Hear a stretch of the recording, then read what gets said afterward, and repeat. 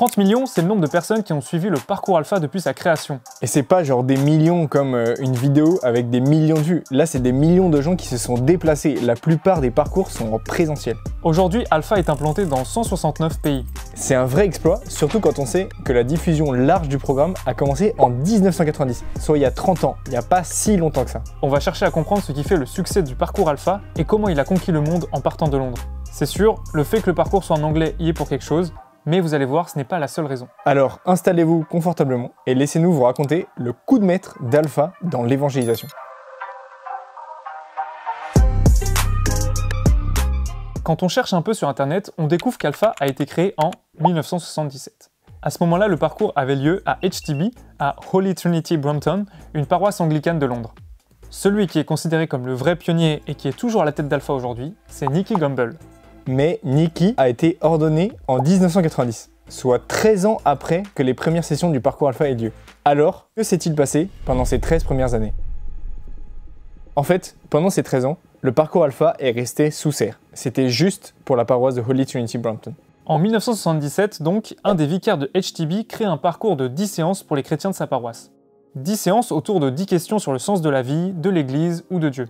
À ce moment-là, le but est de faire grandir dans la foi des gens qui connaissent déjà Jésus. Puis le parcours passe de main en main, de vicaire en vicaire, jusqu'en 1990, où le responsable devient Nicky Gumbel alors qu'il vient d'être ordonné.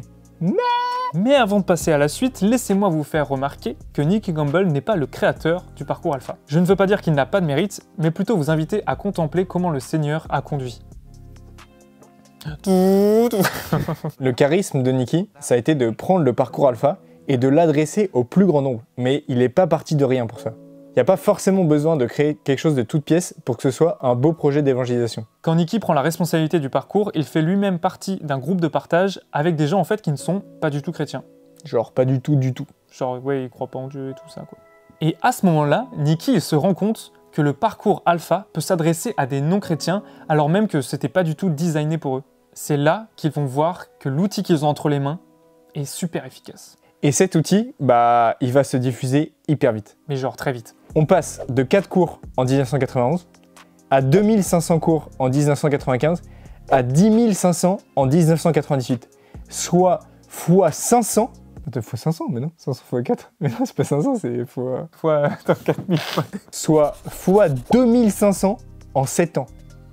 Quel calcul? En fait, les 10 500 cours qui ont lieu en 1998, ils n'ont pas tous lieu à HTB. Il y a plein d'autres paroisses qui vont saisir de l'outil. Le succès de la diffusion, c'est l'efficacité d'Alpha. Le programme est tellement bien construit à la base qu'il n'y a pas besoin de se démener pour que les gens l'utilisent. Et il y a une clé de lecture qui fait un peu la colonne vertébrale d'Alpha, qui peut nous aider à comprendre pourquoi ça a autant marché et ça continue de grandir aujourd'hui.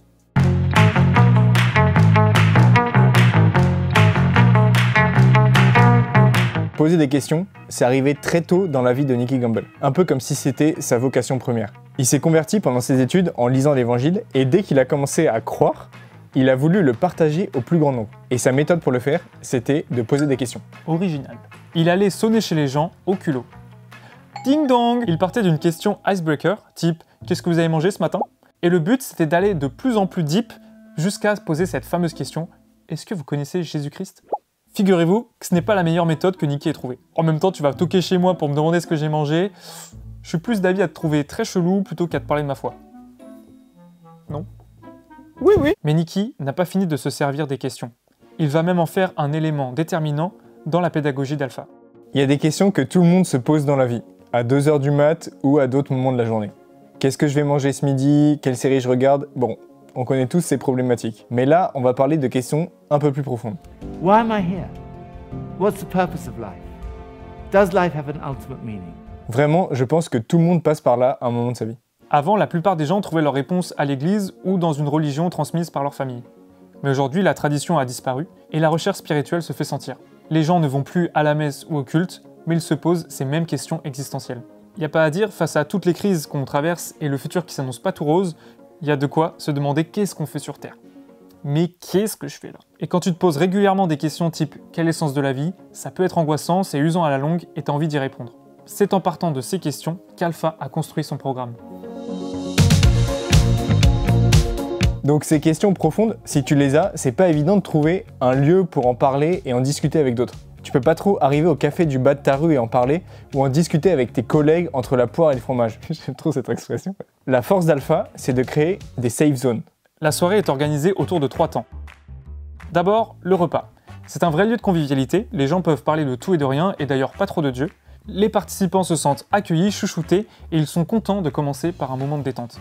Après le repas, c'est le topo. Donc à ce moment-là, Alpha donne le fil rouge et ils écrivent même les blagues que tu dois caler dans ton topo. Haha.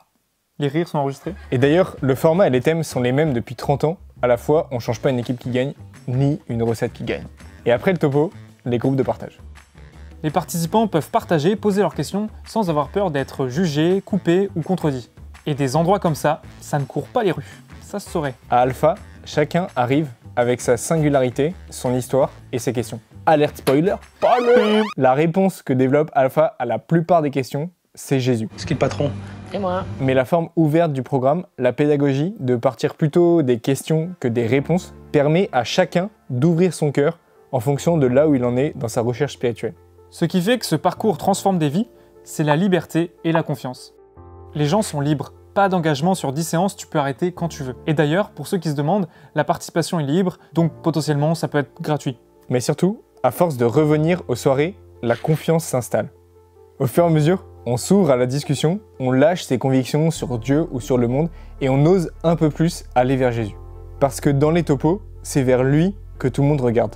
On part de la Bible et on montre en vérité qui est Jésus en cassant les fausses images de Dieu.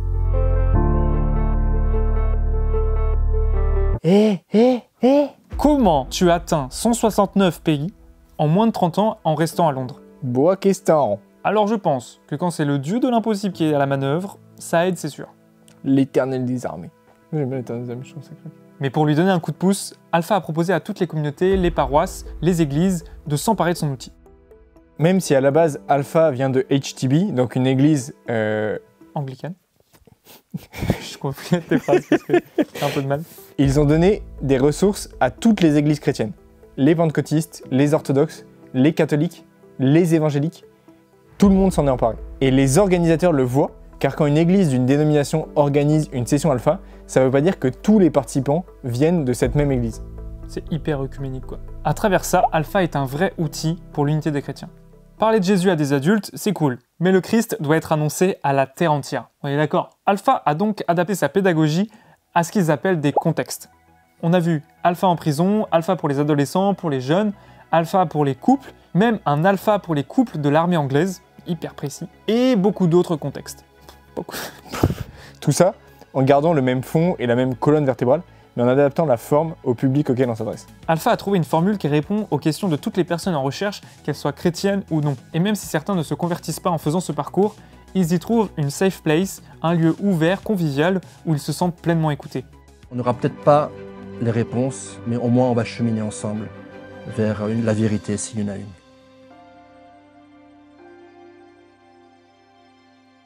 Amen! Vous l'avez compris, on est des grands fans de mission et d'évangélisation, que ce soit sur internet, dans le métaverse ou peut-être sur Mars. Tous les 15 jours, on envoie une newsletter où on vous partage quelques découvertes et quelques tips d'évangélisation. Dans la dernière, on vous parlait du chanteur Pharrell Williams qui évangélise sur Netflix et d'un joueur de NBA aux États-Unis qui a refusé de porter des Nike et des Adidas pour créer une marque de sport chrétienne. Stylé. Si vous avez raté la dernière, ne ratez pas la prochaine, le lien est le premier dans la description. Alpha, c'est un super parcours où le partage est au centre et où les gens sont transformés. Et on s'est aussi intéressé à un parcours qui allie discipline, partage et prière. On vous laisse aller voir cette vidéo sur le parcours Exodus. Vous pouvez cliquer ici.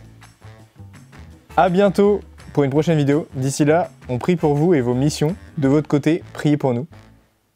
Au revoir. Au revoir.